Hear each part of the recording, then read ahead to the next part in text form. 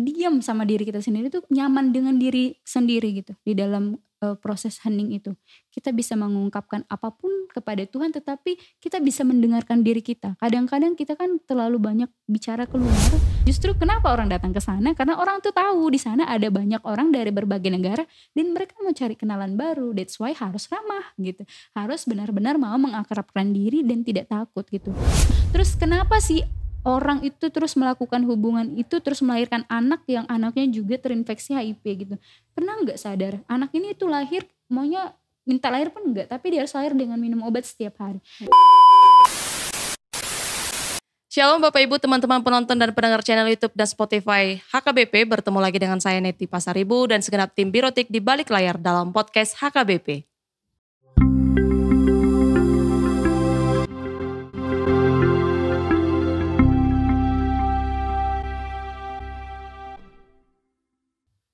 Nah, dalam kesempatan ini podcast HKBP kedatangan seorang narasumber, pelayan perempuan masih muda, dan menurut info dari beliau saat ini masih single dan saat ini memberikan dirinya melayani di HKBP AIDS Ministry.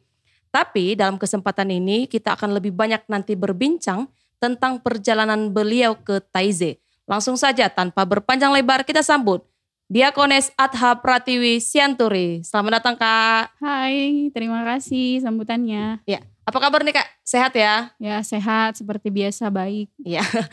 Nah, seperti yang saya sampaikan tadi Kak, bahwa kita akan banyak-banyak berbincang nanti tentang perjalanan Taize. Tapi sebelum kita membahas perjalanan Taize, kami mau tahu dulu nih Kak, gimana pelayanan Kakak di HKBP AIDS Ministry?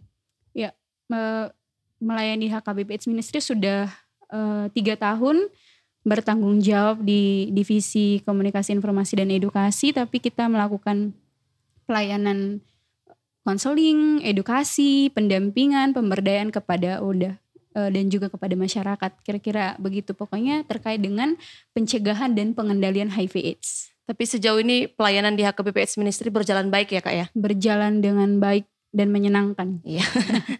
Kalau semua orang biasanya memikirkan AIDS Ministry itu menakutkan, tapi narasumber kita mengatakan pelayanan di AIDS Ministry itu menyenangkan, luar biasa sekali Kakak ini. Nah, seperti yang saya sampaikan tadi Kak, Kakak adalah salah seorang dari 6 yang dipilih langsung oleh Opung Eporus ya Kak ya, untuk melakukan perjalanan ke Taize. Ketika saya kuliah di STT HKBP, saya tahu nih lagu-lagu tentang Taize, Adoremuste dan lain sebagainya. Tapi bulan lalu saya sedikit terkejut, ternyata ada komunitas tersendiri dari Taize. Nah, mungkin keterkejutan saya itu sama dengan teman-teman yang belum mengetahui apa sebenarnya Taize. Boleh Kakak jelaskan dulu Kak? Iya, sama terkejutnya juga. Jadi ketika dimintakan, diutus lah begitu ke Taize, lalu kemudian kita cari tahu apa itu sebenarnya Taize, dan sebelumnya dijelaskan juga oleh pembimbing kami pada waktu itu Bapak Bonar Lumban Tobing, Bapak Pendeta, bahwa Taize itu adalah sebuah komunitas para bruder yang hidup selibat tetapi juga memberikan dirinya benar-benar untuk Tuhan dan untuk sesama. Mereka hidup di desa kecil. Nah, desanya itu namanya Taize gitu. Jadi di desa itulah mereka hidup berkomunitas, tetapi juga tidak hanya di situ, mereka menyebar ke negara-negara di mana banyak teman-teman kita yang kurang beruntung. Jadi di daerah perang, di daerah-daerah paling miskin mereka menyebar juga. Nah, di Taize itu adalah tempat para bruder, tetapi juga bruder membuat rumah retreat begitu. Bagi para pemuda dan tidak hanya pemuda, semua orang dari segala usia, dari bayi hingga lansia, semua diterima di sana gitu, di rumah retreat itu. Berarti Taize ini awalnya dari nama tempat itu sendiri Kak ya? Iya. Baru kemudian ada bruder dan mereka membuat komunitas gitu ya Kak? Iya benar. Nah, kehadiran mereka di masyarakat bagaimana sih Kak di gereja? Karena saya lihat ada banyak tanggapan-tanggapan yang mengatakan bahwa Taize ini sebenarnya aliran Katolik gitu Kak. Benar atau enggak? Iya, jadi kalau kita memikirkan Taize itu kayak salah satu denominasi seperti gereja HKBP, sebenarnya tidak ya. Jadi komunitas, benar-benar komunitas bruder yang tidak datang dari aliran Katolik gitu, tetapi okumenis, tapi lebih kepada Protestan.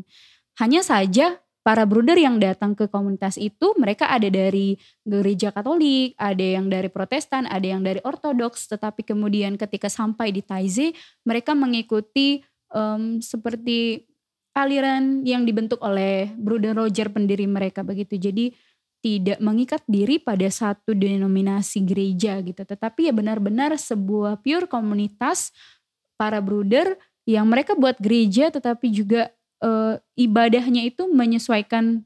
Jadi ibadah yang disusun itu dibuat oleh para bruder untuk menjawab kebutuhan para jemaat. Maksudnya jemaatnya juga kadang tidak seperti kita ya, jemaat HKBP terus terikat, tidak seperti itu. Yang benar-benar komunitas. Jadi mereka komunitas para bruder melakukan peribadahan, lalu kemudian orang-orang datang ikut dalam ibadah itu. Gitu. Jadi boleh diikuti oleh lintas siapa gereja saja. Iya, siapa saja. Tidak even dia muslim juga kalau dia mau datang ikut beribadah, karena benar-benar peribadahan ini tidak memaksakan kita untuk mengikuti tradisi-tradisi yang semungkin tidak familiar kepada kita, tetapi benar-benar memperjumpakan kita dengan, kalau menurut saya memperjumpakan kita dengan Allah begitu ya. Karena ternyata Allah itu ditemui di dalam kedamaian, keheningan dan belas kasih gitu. Ya. Ini mungkin pertanyaan ini tidak ada di skrip Kak, tapi saya sangat penasaran. Apakah lagu-lagu Taizé yang saya nggak tahu kalau di sekolah diakonis, tapi kami di STT kalau ibadah lagunya lagu-lagu Taizé gitu Kak. Apakah lagu-lagu Taizé ini juga berasal dari komunitas Taizé ini Kak? Iya benar. Jadi para bruder ini orang-orang yang menurut saya sangat-sangat pintar. Tidak saja pintar tetapi orang yang mau belajar untuk menjawab kebutuhan jemaat, untuk menolong sih, bukan menjawab kebutuhan jemaat, tapi menolong banyak orang untuk mengenali Kristus dan terus terhubung dengan Allah. Mereka mempelajari semua, termasuk musik gerejawi. Dan menurut saya mereka rata-rata adalah musisi ya, tetapi musisi yang benar-benar mengantarkan musik itu kepada para orang yang ingin mengenal Allah. Jadi musik yang disusun itu sangat sederhana, tetapi lirik lagunya juga sangat pendek, namun lirik lagunya itu sangat bermakna dan kita nyanyikan berulang-ulang. Tahu lagu Taizé kan, kita sering menyanyikannya, dan ketika itu dinyanyikan berulang-ulang dengan lirik yang sangat pendek, itu menjadi terinternalisasi bagi orang yang menyanyikannya gitu. Jadi akhirnya mereka mengamini dan meyakini serta menghidupi lirik-lirik lagu itu gitu. Iya. Jadi ketika saya mengetahui saya akan jadi podcaster, saya yang pertama sekali ingin mengklarifikasi bahwa Taizé ini bukan komunitas Katolik tapi komunitas ekumenis ya Kak? Iya, lebih kepada Protestan sebenarnya. Iya. Bahkan lebih ke Protestan ya Kak? Iya. Jadi kalau kemudian kita menyanyikan nyanyian Taizé bukan berarti kita sedang ini ya Kak, bukan menjadi Katolik. Benar.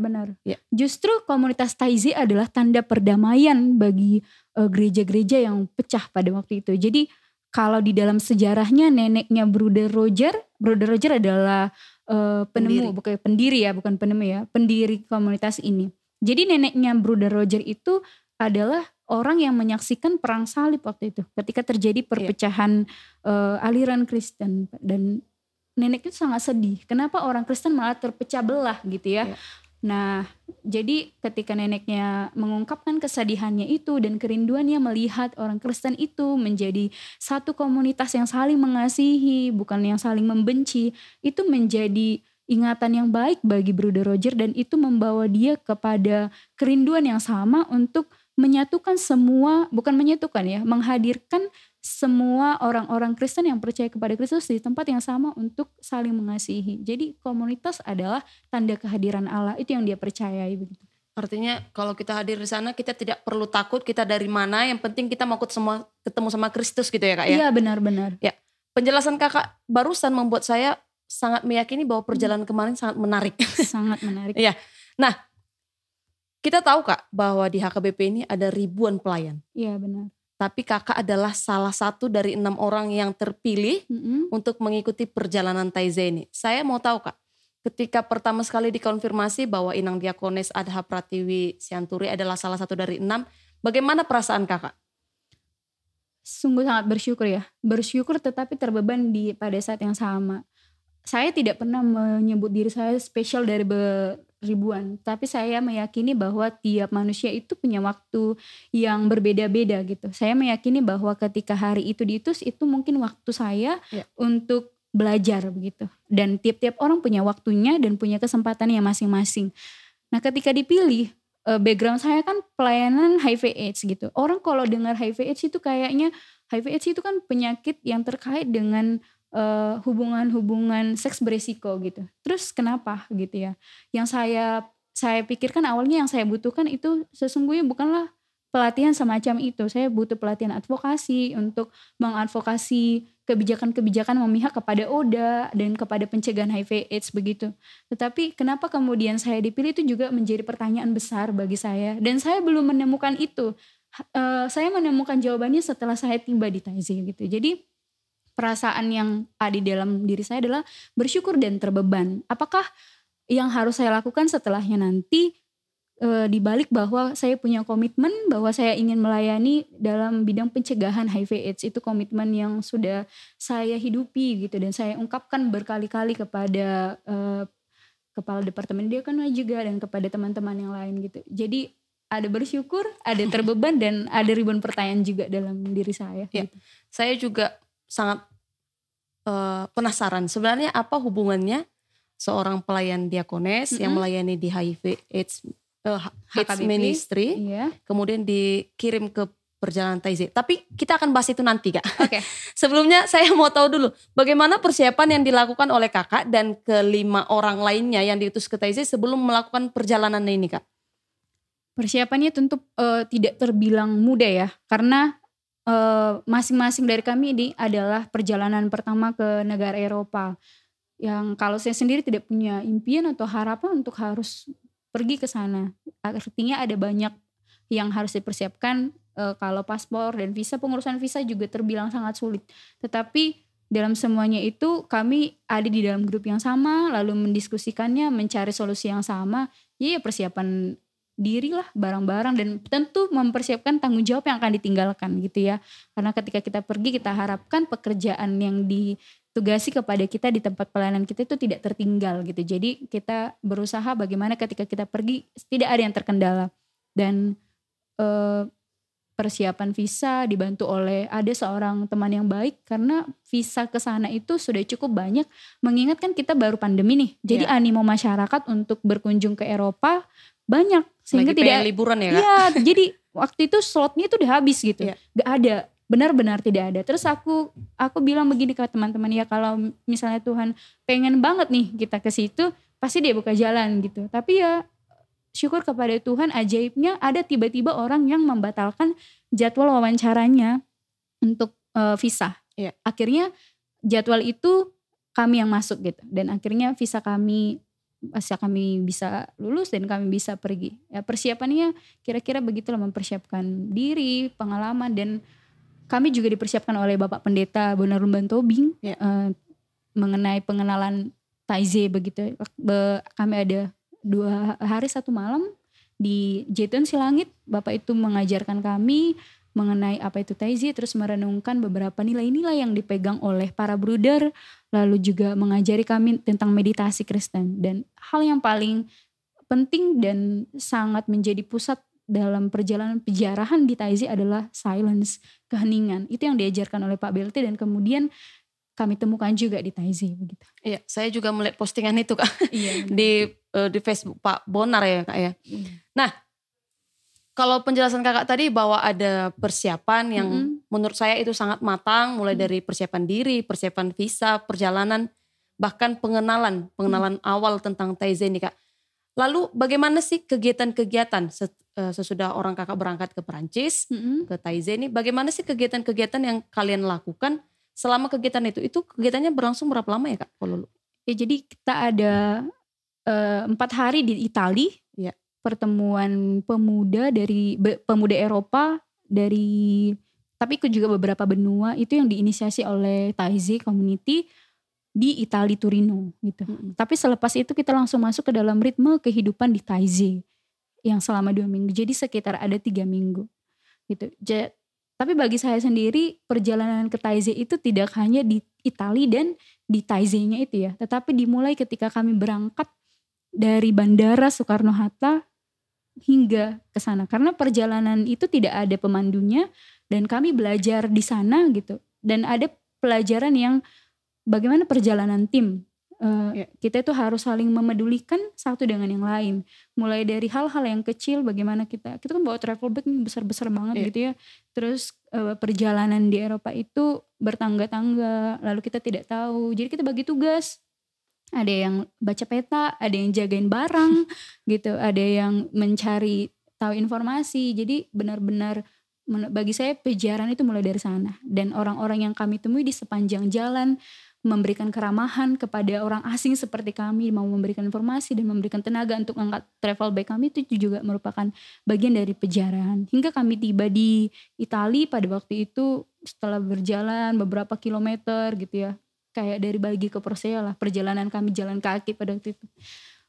Tiba di sana lalu disambut dan kami mengikuti program pertemuan di sana. Jadi programnya itu sebenarnya tidak sewah gitu ya, tapi sederhana itu, hal-hal sederhana yang kadang-kadang tidak kita maknai.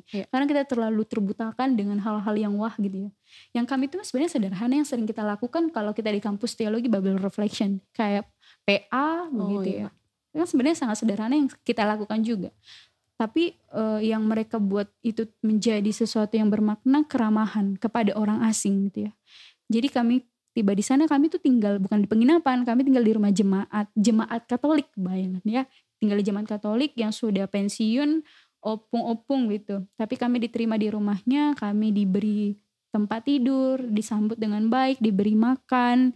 Itu kan sebuah penyambutan hospitality yang sangat bermakna. Kayak kita ternyata Allah ada di mana saja gitu dan memelihara kita dimanapun. Lalu paginya kami, malam harinya kami mengikuti doa malam bersama pertama di Taizé. Bersama komunitas Taizé di sebuah gereja di Katolik yang sangat besar gitu dan menampung sekitar 700 orang lebih di sana. Lalu selepas itu kembali pulang, lalu esoknya Bible Reflection ya, lalu kita mengelilingi beberapa tempat situs spiritual di Italia dan begitulah seterusnya, dan ada workshop juga gitu. Ya, kalau pertemuan kemarin Kak diikuti oleh berapa negara ya? Sekitar 30 negara di Torino ya, sekitar 30 negara, tapi negara-negara Eropa gitu. Jumlah orangnya, masanya? Sekitar 700 orang lebih kalau di Eropa. Di Eropa, di Italia. Berbeda perjalanan Italia dengan Taizé itu yang berbeda gitu. Kalau yang di Taizé-nya Kak? Nah, di Taizé itu setiap minggu orang datang ke Taizé itu ada sekitar 2000-an orang. Wow. Sangat banyak ya Kak? Sangat banyak. Tetapi seperti aku bilang, dari bayi sampai lansia ada datang ke sana. Kadang kita kok heran, tapi gereja di Eropa itu tutup loh. Banyak yang tutup kan, gereja besar-besar. Tapi terus kenapa sih orang mau datang dari hiruk pikuk kota yang menawarkan kemewahan gitu ya. Tapi datang ke desa Taizé, bayangin desa Taizé itu mungkin besarannya kayak desa Baligi kalau saya tidak salah. Tapi penduduknya cuma 200 orang loh. Tapi pengunjungnya yang banyak ya kan? Pengunjungnya yang banyak, sampai 2000. Terus kita bingung kan, apa sih yang ditawarkan oleh para bruder di Taizé sehingga membuat orang datang sebanyak itu dan tidak sekali dua kali. Bahkan ada yang udah datang berpuluh-puluh kali gitu. Sejak dia bayi dalam kandungan ibunya hingga dia dewasa dia datang ke sana gitu. Apa yang ditawarkan? Itu juga menjadi pertanyaan bagi saya. Tetapi ketika saya dan teman-teman ada di sana, kami tuh benar-benar dibuat tercengang dengan konsep yang sangat sederhana menurut saya, tetapi kenapa itu bisa terlewatkan bagi kita gitu. Jadi sebenarnya saya bisa menangkap nih Kak, bahwa sebenarnya komunitas Taizé ini melakukan hal-hal yang biasa mungkin kita lakukan selama ini di Indonesia, di HKBP. Tapi mungkin itu hal-hal yang terlewatkan, justru itu yang menjadi kekuatan bagi mereka ya Kak? Iya, benar sekali. Jadi kalau aku udah bisa masuk menceritakan kehidupan di Taizé, ada lonceng yang berdentang, itu ibadah ada 3 kali sehari. Terus kami diterima masuk, disambut oleh para volunteer. Jadi tidak ada pekerja di sana. Yang ada hanya volunteer yang mau membantu para bruder. Kan tidak volunteer, tidak sukarelawan ya, nggak digaji ya. Jadi mereka bantu bruder menjelaskan kegiatan di Taizé, mereka langsung kasih map. Jadi sangat terorganisir dan kita tuh gak begitu sulit untuk memahami situasi sekitar. Lalu kita diberi tahu di mana penginapan, lalu kita diberi rangkaian kegiatannya. Jadi kayak kalau kegiatan di sana itu dari pagi kita ibadah, selepas ibadah kita makan pagi, lalu ada Bible Reflection, tapi pertama dijelaskan Alkitab itu dijelaskan oleh para bruder, kemudian kita masuk ke kelompok untuk merefleksikan itu, lalu selepas itu kita bisa melakukan refleksi pribadi, lalu masuk juga nanti kita ke makan siang, ibadah siang, lalu kita ke makan siang, selepas makan siang ada song practice, jadi ada latihan sebagai orang yang suka bernyanyi, yang mau mempelajari lagu-lagu Taizé ada waktunya, lalu selepas itu ada workshop. Nah workshop itu adalah kayak seperti lokakarya yang menyajikan isu-isu yang sedang terjadi dan memang menjadi realitas. Nah lalu setelahnya ada waktu tea time, jadi ada waktu minum teh untuk mendiskusikan bersama kelompok apa yang kita bicarakan di workshop itu, lalu masuk ke makan malam, lalu ibadah. Ya sebenarnya seputaran itu, makanya aku katakan sangat sederhana, tetapi ada nilai-nilai yang menurutku sangat penting. Kalau nilai dari kehidupan para bruder kan Taizé itu kesederhanaan, simplicity, lalu belas kasih dan sukacita. Itu nilai yang mereka pegang. Jadi bruder itu benar-benar hidup sangat sederhana gitu. Sangat menarik sekali. Sangat menarik. Nah, mungkin teman-teman di rumah juga udah tahu bahwa salah satu dari 6 peserta yang mengikuti perjalanan Taizé ini adalah sekretaris khususnya Opung Eporus ya Kak? Iya benar. Ada Abang Pendeta Janrio. Nah, saya melihat di sosial medianya bahwa abang itu kemudian membersihkan, jadi mengumpul sampah, mengurus diri sendiri, mengangkat koper seperti yang kakak sampaikan tadi. Dan menurut saya itu adalah perjalanan-perjalanan menarik. Nah itu juga sama seperti yang disampaikan oleh pertanyaan dari Kevin Michaels nih Kak. Pertanyaannya, adakah peristiwa menarik yang terjadi dalam perjalanan Taizé ini versinya kakak? Semua hal dalam Taizé itu adalah menarik bagi saya. Tidak ada satupun yang tidak menarik dalam Taizé, tetapi apa yang paling menarik adalah kehidupan bruder itu sendiri. Jadi jarang ya orang di dunia ini mengikuti hidup seperti komunitas bruder yang hidup seperti zaman Kristen mula-mula. Nah, bruder ini tidak hanya sekadar mengkaulkan diri, hidup selibat, tapi dia bekerja untuk menghidupi dirinya sendiri. Jadi bruder itu enggak seperti para pendeta di HKBP atau pelayan di HKBP seperti kami diakones begitu, kita diberi balanjo oleh kantor pusat atau dari jemaat, tetapi bruder itu bekerja, pekerjaannya beragam. Salah satunya adalah membuat keramik gitu ya, ada yang buat vas bunga, ada yang buat piring-piring gitu. Nah hasil penjualannya itulah, penjualan keramik yang mereka jual itu yang mereka gunakan untuk perjalanan mereka ke luar negeri untuk membantu teman-teman yang kurang beruntung di dunia. Terus bagaimana dengan Taizé itu, rumah retreat itu sendiri, mereka membentuk yayasan, tetapi sepenuhnya keuangan itu tidak bagian dari para bruder. Jadi bukan keuangan hasil, kan kita beradministrasi sih ya, memang di kesana, tapi uang yang dari hasil retreat, rumah retreat itu digunakan untuk membiayai para volunteer. Jadi volunteer yang datang ke sana, para bruder itu mau memberikan beasiswa ongkos sekali jalan gitu ya, atau membiayai hidup para volunteer di sana yang bekerja gitu. Tapi bruder sendiri bekerja untuk dirinya sendiri. Tapi selepas dia bekerja, dia juga memberikan waktu untuk mengajar di rumah retreat itu. Lalu ada, kan kita tuh ada sekitar 200-an bruder. Ada 5 bruder dari Indonesia. Wow. Ya, aku tuh tahu ada orang Indonesia mau jadi bruder, itu keren banget ya. Bruder Taizé pula. Kok semenarik itu rupanya Taizé ya.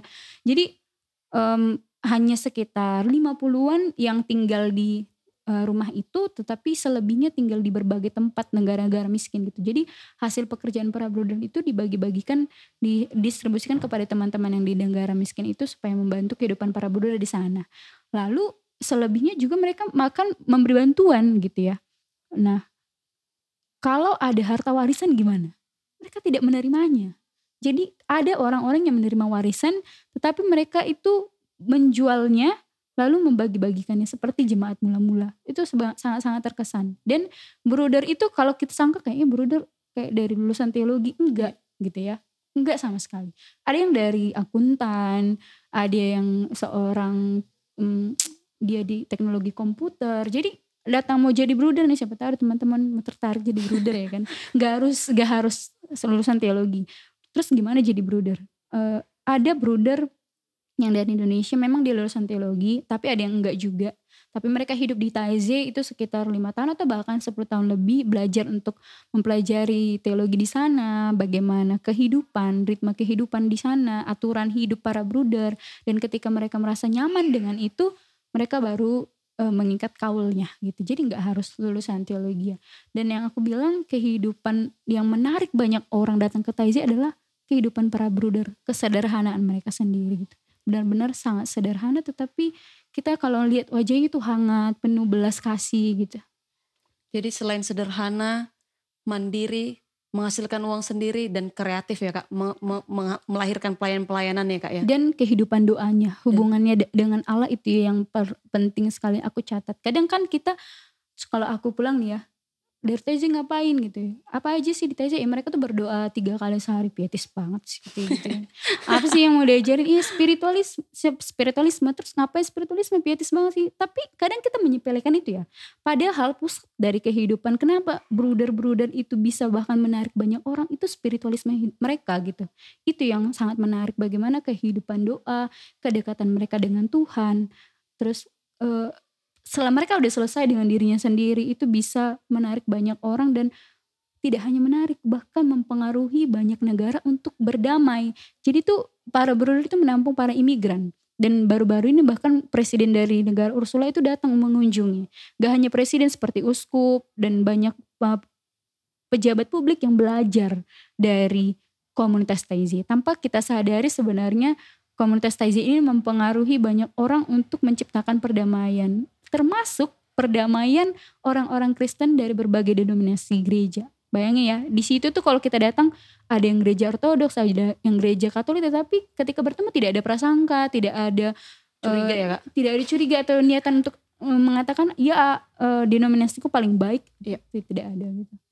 Jadi perkataan kakak barusan menampar saya sendiri dan mungkin teman-teman. Jadi kalau berdoa 3 kali sehari itu bukan pietis, tapi itu memang spiritualitasnya harusnya seperti itu ya Kak ya? Iya, bahkan para bruder kalau kita bilang nanti ibadahnya khotbah terus capek dengarnya. Enggak, bahkan kayak kita ibadah di sana itu kita tuh nyanyi, seperti aku bilang, nyanyian Taizé itu kan penuh makna. Kayak ada lagunya Tuhanlah Cinta itu, Tuhanlah Cinta, hiduplah dalam cinta kasihnya. Tuhanlah cinta, janganlah takut. Nah, liriknya tuh hanya gitu, tapi kita diulang-ulang, lalu itu meresap dalam diri kita. Jadi ibadah itu kita bernyanyi, tidak hanya kita bernyanyi, tapi nyanyian yang bermakna. Lalu bruder akan membacakan satu firman Tuhan, dan firman Tuhan itu akan dibacakan seterusnya dalam satu hari itu. Jadi orang akan ingat gitu ya, 3 kali sehari diingatkan. Lalu ada momen hening. Orang Indonesia gak megang HP-nya itu susah sekali ya kan. Jangankan gak megang HP, diam 10 menit aja itu kayak susah banget. Tapi di sana kita benar-benar ada volunteer yang buat silent silence. Jadi kita tuh memang benar-benar harus hening. Ada gak anak bayi terus gak ribut gak? Iya, bayi itu ada. Tapi ketika mereka mulai ribut, orang tua akan membawanya keluar. Tapi anak dibiarkan untuk mengalami ibadah yang sangat hening itu. Jadi di dalam keheningan, dengan dekorasi ruangan yang mengantarkan kita kepada Allah gitu ya, kita itu dibawa untuk diam sama diri kita sendiri, tuh nyaman dengan diri sendiri gitu. Di dalam proses hening itu kita bisa mengungkapkan apapun kepada Tuhan, tetapi kita bisa mendengarkan diri kita. Kadang-kadang kita kan terlalu banyak bicara keluar, tapi kita tidak mau sebentar aja diam sama diri kita, dengarkan apa kebutuhan kita, apa yang kita rasakan, atau mendengarkan suara Allah. Nah, setelah proses hening itu, lalu para bruder akan mendaraskan firman Tuhan juga dengan suara yang sangat bagus gitu kan. Lalu kita ada nyanyian, dan orang bisa tinggal di sana selama apapun yang mereka mau untuk berdoa. Jadi ada itu yang habis ibadah malam ya, mereka tuh sampai berdoa terus sampai jam 1 pagi, sampai jam 2 pagi. Kadang tuh kita heran ngapain gitu ya. Cuman mungkin mereka merasakan ketenangan di sana. Dan usai ibadah sore, ibadah malam, bruder akan menyebar ke titik-titik tertentu, dan orang muda atau orang tua atau even anak-anak bebas untuk bercerita. Jadi ada pelayanan pastoral gitu. Jadi kadang kala kita kan di gereja itu mungkin ingin sekali bercerita dengan pemimpin agama atau dengan pelayan. Mungkin itu yang dibutuhkan oleh orang muda dan orang tua yang saya lihat di sana ya. Karena banyak orang yang datang setelah usai ibadah itu tuh bruder nanti duduk terus mereka bebas bercerita. Terus ketika kami tanya sebenarnya apa sih yang dilakukan di situ, bruder? Ya kami mendengarkan. Banyak orang di dunia ini yang butuh didengarkan. Jadi ngasih saran nggak ngasih saran sih sebenarnya, tetapi kayak memberikan pertimbangan aja. Jadi nggak kita yang kamu harus ini nggak. Bruder hanya ngarahkan, memberikan pertimbangan dan gambaran gitu. Jadi sikap hidup bruder ini bukan Nabadia Israel ya Kak, No, tapi justru no. itu yang menarik orang-orang untuk hadir ke Taize ya Kak ya. Iya, dan bruder adalah orang yang paling mempedulikan kemanusiaan yang saya lihat. Nah, kemanusiaan, kenapa begitu? Karena mereka datang ke negara miskin, ke negara peperangan, dan even di rumah retreat itu sendiri, di workshop dan di loka karya yang disajikan adalah realitas-realitas sosial yang terjadi saat itu. Contohnya apa? Climate change. Loh, kita tuh pada nggak sadar bumi kita makin panas gitu. Nah, para bruder itu menjelaskan itu gitu, dan tidak hanya menjelaskan, mereka juga kan terlibat sebenarnya di dalam hal itu. Itu kenapa rumah-rumah di sana juga sangat memperhatikan pemilihan sampah, penggunaan kertas yang minim gitu. Lalu ramah disabilitas. Mereka juga menyajikan tentang realitas bahwa kita di sekitar kita ada teman-teman disabilitas. Rumah dan gereja di Taize, rumah retreat itu sangat ramah disabilitas gitu. Lalu tentang apa lagi, sexual harassment, tentang kesetaraan gender, sesuatu yang sebenarnya ada di hidup kita dan itu menjadi akar masalah di dalam peristiwa-peristiwa yang kita hadapi saat ini, cuman itu kurang dibicarakan. Tapi bruder mengangkat itu dan memaksa para pemuda menyadarinya. Dan ketika mereka disadarkan bahwa realitas sosial itu, mereka tidak hanya tahu, tetapi mereka akhirnya tergerak untuk melakukan sesuatu dan dikuatkan kembali di dalam peribadahan dan Bible reflection. Jadi benar-benar paket lengkap, dan saat itulah aku mengerti kenapa aku ada di sana gitu ya. Begitu. Saya sampai terkesima nih Kak. Nah, seperti Kak sampaikan tadi Kak, bahwa ketika di Italia itu ada sekitar 700 orang. Sementara di Taize setiap harinya hampir 2.000 orang. Artinya kan kita hadir di sana dari beragam negara, berbeda bahasa, berbeda gaya hidup, berbeda budaya gitu. Apakah yang Kakak alami ketika dalam perjalanan sana, apakah perbedaan-perbedaan yang hadir dari seperti yang saya sampaikan tadi ini menjadi suatu kendala gitu Kak? Terutama mungkin bahasa. Mungkin kan ada banyak orang yang ingin melakukan perjalanan iman seperti ini Kak, tapi mereka mungkin terkendala bahasa atau mungkin takut terjadi perbedaan budaya gitu. Mungkin cara makan pun gitu ya kan Kak. Misalnya kita orang Indonesia kan gak afdol makan tanpa nasi gitu kan. Sementara orang-orang Eropa ya biasa makannya pakai roti gitu. Apakah hal ini juga menjadi kendala dalam perjalanan yang Kakak alami kemarin Kak? Terkait dengan bahasa, puji syukur bahasa itu tidak menjadi kendala yang sangat berarti. Meskipun tidak bisa dipungkiri bahwa kita itu kadang kesulitan berkomunikasi. Tetapi kalau di Taize sendiri, orang-orang yang datang ke sana sepertinya sudah mengetahui semangat keramah tamahan. Sehingga kadang kita bahasa tubuh aja mereka tuh bisa menerima dan bisa mengerti. Dan tidak semua orang di Eropa itu tahu bahasa Inggris gitu ya. Jangan kita bayangkan kayak orang Eropa itu kayaknya tahu bahasa Inggris. Bahkan di Italia itu tuan rumah yang menerima kami gak tahu bahasa Inggris. Padahal mereka tahu 5 bahasa, bahasa Latin, bahasa Spanyol, tapi gak tahu bahasa Inggris. Jadi bagaimana kami berkomunikasi? Ada Google Translate gitu ya. Ada kemudahan ya Kak? Ada kemudahan. Jadi dia tuh ngomong pakai bahasa Itali, terus kita ngomong pakai bahasa Inggris atau bahasa Indonesia, terus terjemahkan itu. Tapi benar-benar kasih dan penerimaan tanpa syarat. Makanya aku katakan ada Allah di dalam diri orang asing. Perjumpaan-perjumpaan seperti itu yang makin menguatkan kita bahwa kita tidak perlu takut kemanapun. Kita hanya persiapan penting gitu ya. Bahasa yang sederhana aja penting. Tetapi ketika itu kami membuktikan bahwa banyak kok orang-orang yang meskipun kita nggak ngerti nih pakai Google Translate aja, tapi komunikasi berjalan dengan baik. Dan kami saling memeluk, saling tersenyum, saling membantu gitu. Dan kendala makan, kita apalagi ya makan ya. Memang aku agak kesulitan makan. Tapi sebenarnya bukan orang yang suka memilih makan gitu.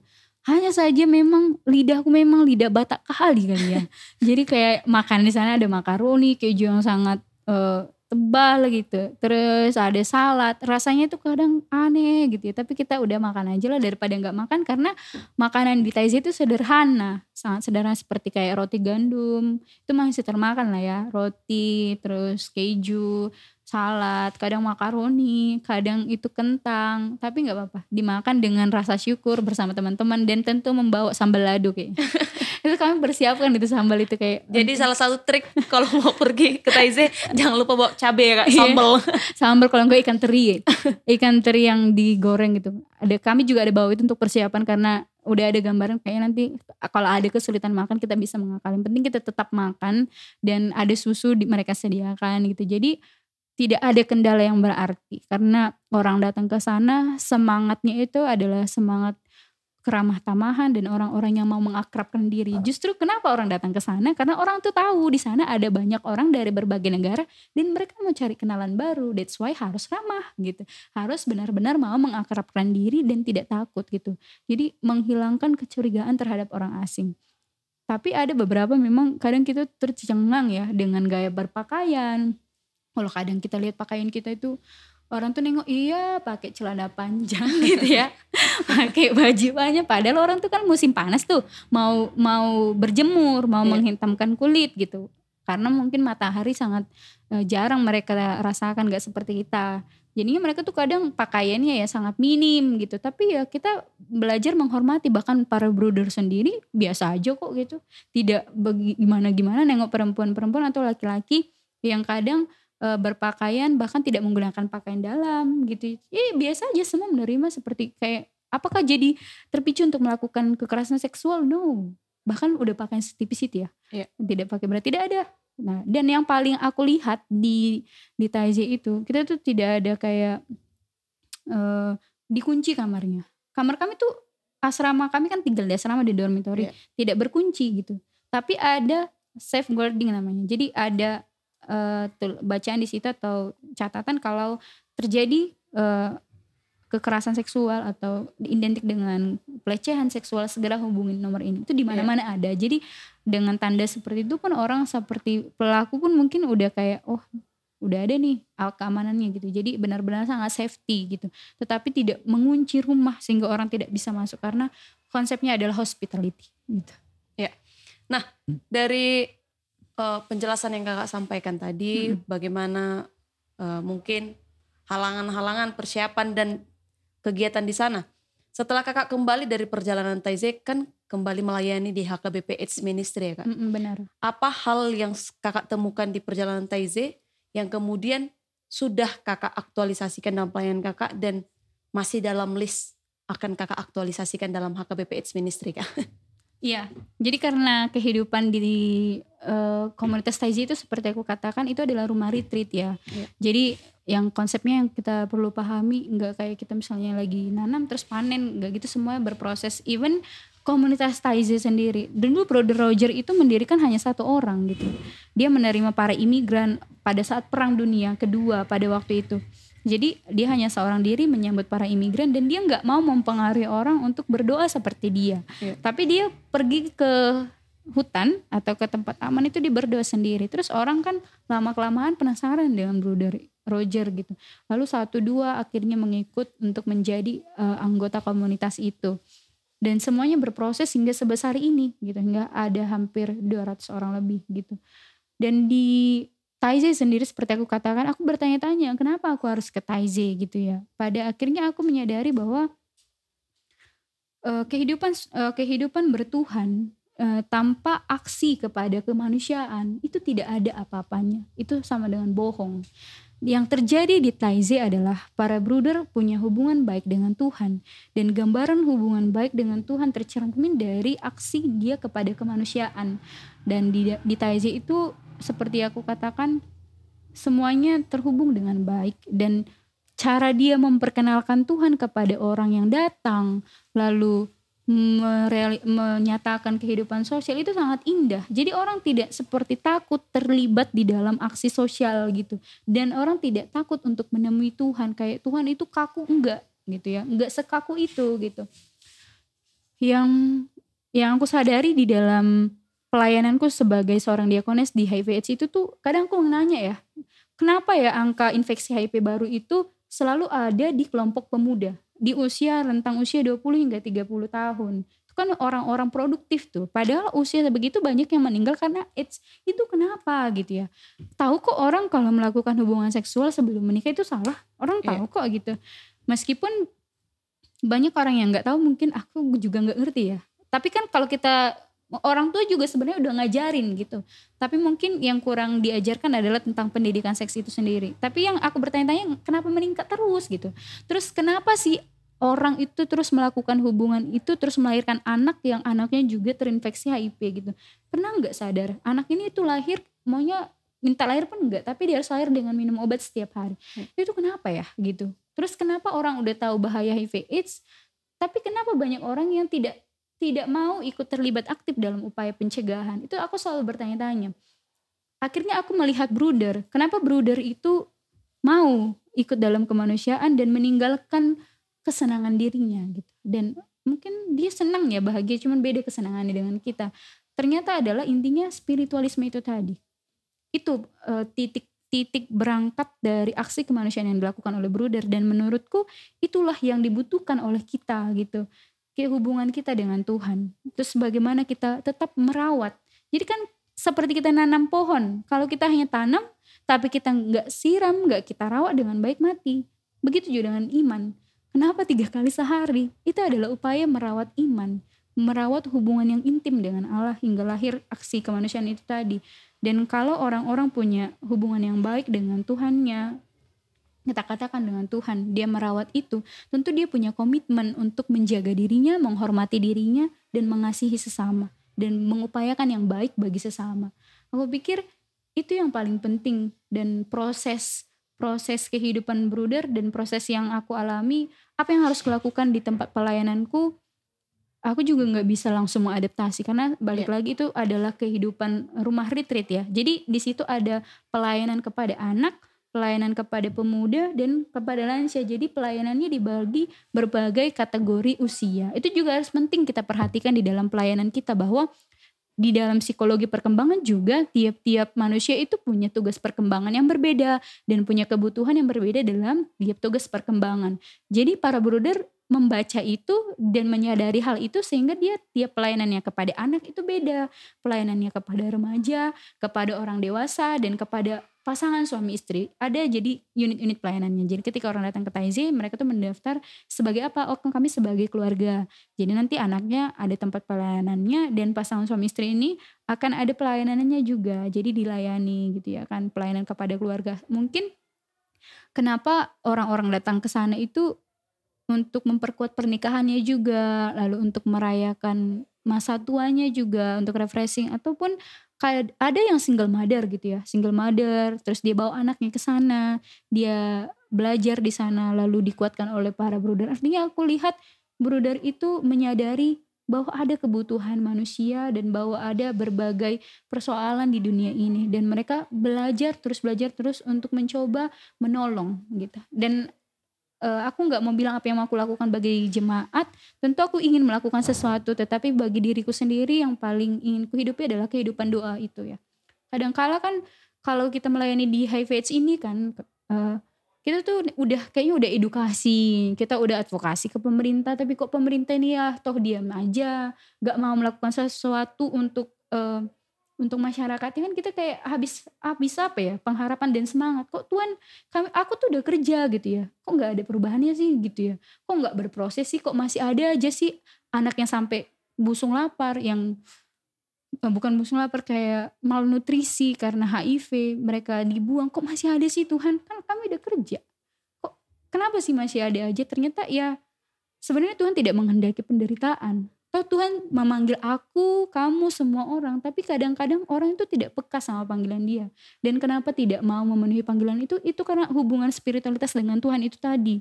Jadi ketika ditanya apa yang mau dilakukan di HKBP AIDS Ministry adalah karena aku melakukan pelayanan konseling, aku melakukan edukasi. Sebaik mungkin ketika aku bertemu dengan banyak orang, kepada pemimpin jemaat, kepada pelayan jemaat, aku akan menekankan kehidupan spiritualitas itu tadi, dan juga mendorong teman-teman untuk mau menyadari realitas sosial yang ada tanpa pengenalan, tanpa kemauan untuk terlibat di dalam kemanusiaan. Iman itu nggak ada, bohong gitu. Ya. Nah, kalau aku boleh berkomentar nih Kak. Jadi beberapa hari ini juga aku sedang menyaksikan podcastnya Daniel Mananta. Oke. Narasumbernya adalah Ustadz Uwas. Yang kita tahu mungkin ini gambarannya kan sangat ustadz yang sangat radikal gitu Kak. Ya, tapi benar. kemudian melalui Daniel Mananta dia menjelaskan bahwa ya dia sebenarnya mengasihi semua orang kok, nggak cuma agamanya saja, semua orang.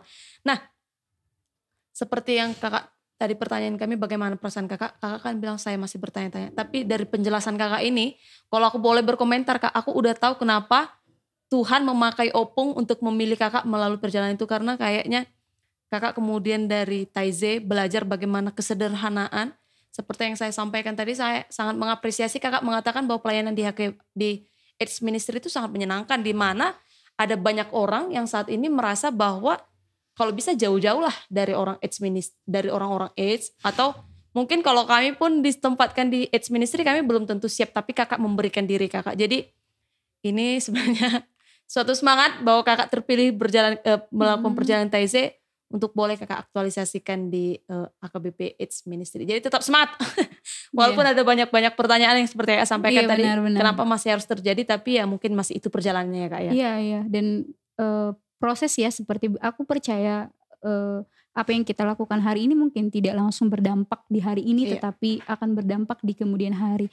Tetapi apa yang aku saksikan di komunitas Taize itu menjadi pelajaran yang baik bagi diriku, dan aku harapkan bisa juga aku bagikan kepada banyak orang mengenai penting loh hubungan yang baik dengan Tuhan, dan hubungan yang baik dengan Tuhan itu akan membawamu kepada kebaikan-kebaikan kepada sesama juga gitu. Terus terkait dengan Ustadz itu ya, aku gak mau berkomentar banyak, tetapi kita juga udah lihat bagaimana sikap dia berseliweran di konten-konten ujaran kebencian yang dia tampilkan di sosial media. Terus kenapa dia datang ke podcast si Daniel Mananta dan dia berkomentar begitu, menurutku ya itu juga sudah langkah yang baik bagi seorang tokoh agama untuk menghadirkan perdamaian ya. Karena bagiku agama itu harusnya semua membawa manusia kepada perdamaian gitu deh. Tapi tidak pada ujaran kebencian. Aku ada tadi mau kasih sampaikan tapi agak lupa ya gara-gara. Oke, aku udah ingat. Jadi Brother Roger itu adalah menurutku peacemaker ya. Membawa perdamaian dari kehidupan yang sangat sederhana tapi penuh belas kasih dan sukacita. Jadi yang dia bawa kan awalnya satu, para imigran. Terus dia datang ke negara perang. Lalu akhirnya apa yang dilakukan dilihat oleh masyarakat sekitaran Taize. Akhirnya masyarakat sekitaran Taize membantu para imigran itu, memberikan makanan, memberikan pekerjaan, mengajarkan bahasa. Lalu akhirnya mempengaruhi pemerintah Perancis untuk memperhatikan para imigran. Jadi apa yang dilakukan itu tanpa kita sadari mempengaruhi kebijakan-kebijakan pemerintah untuk menyambut para imigran. Dan Brother Alois sendiri ceritanya ke kami pada waktu itu ketika ada perang di satu negara, tidak tahu, aku agak lupa, tetapi dia bilang gini kepada teman-teman yang berdoa, ayo kita buat ibadah di sana gitu. Jadi kan balik lagi ya, ibadah Taize itu biasanya mengundang berbagai orang. Nah, jadi ketika di negara perang terjadi peperangan, lalu ada ibadah Taize di sana, akhirnya orang-orang yang berbeda-beda tadi itu mau datang dan menghadap kepada Allah, hilang semua prasangka gitu, hilang semua pembatas, benteng pemisah, karena yang mereka temui Allah yang sama. Dan semua orang menyembah Allah yang sama. Dan ketika mereka duduk di dalam hening menyanyikan doa yang sama, tidak ada pemisah. Yang ada hanya orang-orang yang mencintai Allah. Dan orang-orang mencintai Allah tentu mencintai sesama. Ya. Nah, pertanyaan terakhir Kak. Setelah panjang lebar penjelasan Kakak tadi, pertanyaan terakhir. Apa sebenarnya goals yang ingin dicapai oleh Taize? Dan apa yang akan dilaksanakan, yang akan diaktualisasikan untuk pelayan dan untuk KKBP sendiri menurut Kakak? Tentu sebenarnya yang menjawab itu gak aku ya. Karena ketika aku diutus pun pada waktu itu Opungnya bilang untuk belajar gitu. Ya. Jadi tidak ada penjelasan secara khusus untuk apa. Tapi aku yakin Opung punya misi begitu dengan kepergian kami. Cuman memang hingga hari ini kami belum ada pertemuan. Tetapi apapun itu tentu kami siap untuk berbuat sesuatu bagi gereja kita, bagi masyarakat, bagi jemaat HKBP terkait dengan apa yang kami alami dan kami pelajari, karena itu juga sebuah berkat yang kalau tidak dibagikan juga akan mati, jadi harus dibagikan. Tetapi kami siap, mungkin saja akan melaksanakan mungkin ibadah-ibadah retreat seperti pola programnya yang ada di tempat Taize itu. Mungkin seperti itu, diadaptasi dengan menyesuaikan dengan culture kita dan kebutuhan-kebutuhan kita. Mungkin seperti itu. Tapi aku tidak tahu persisnya, yang tahu hanya Opung gitu ya. Nah, pertanyaan paling terakhir Kak. Ya, paling terakhir. Paling terakhir ini janji. Kalau ada teman-teman di rumah yang ingin melakukan perjalanan Taize, bagaimana caranya? Ya, semua orang bisa ke Taize. Jadi yang penting itu adalah pertama keinginan ya. Karena tidak ada keinginan tidak ada jalan gitu ya kan. Lalu ya kenali dulu lah Taize. Lalu kan tentu kita butuh uang untuk pergi ke sana, untuk pengurusan visa, untuk ongkos pesawat dan kebutuhan kita di sana. Paling penting uang, terus persiapan pengenalan, ya tidak ada aturan khusus, hanya memang kalau kita mau ke sana kita email saja orang yang di Taize, terus kita menyatakan keinginan untuk datang, nanti mereka akan kasih surat invitation yang memudahkan kita di dalam pengurusan visa. Tapi semua orang bisa datang ke Taize. Jadi kami hanya beruntung saja pada waktu itu disuruh belajar ke sana. Tetapi aku yakin semua orang punya cara, dan Tuhan punya cara. Kalau misalnya teman-teman di rumah mau ke Taize, kalau ada keinginan pasti Tuhan akan menolong untuk sampai ke sana. Ya, jadi kalau mau ke Taize silahkan mempersiapkan diri, mempersiapkan biaya, dan meng-email di kesediaan kita ke pihak Taize-nya. Iya, ya, supaya mereka kasih surat invitation kan, dan memudahkan kita nanti dalam segala pengurusan. Ya, demikian bincang-bincang kita teman-teman pada hari ini, pada kesempatan ini dengan Inang Diakonis Adha Pratiwi Sianturi, seorang pelayan yang memberikan dirinya melayani di HKBP AIDS Ministry dan baru saja melakukan perjalanan Taize. Saya yakin bahwa podcast kita hari ini sangat menginspirasi teman-teman di rumah. Terima kasih Kak, waktunya. Tetap semangat melayani di HKBP AIDS Ministry, dan semoga ada banyak lagi orang-orang di HKBP melakukan perjalanan Taize ya Kak ya. Amin, amin. Demikian teman-teman, kita bertemu lagi di podcast episode selanjutnya dengan narasumber dan pembahasan yang lebih menarik tentunya. Nah, untuk teman-teman yang ingin berpartisipasi dalam podcast HKBP, silakan hadir di sosial media HKBP, ada di Instagram, Facebook, TikTok, YouTube, dan Spotify. Terima kasih, Shalom, Tuhan Yesus memberkati.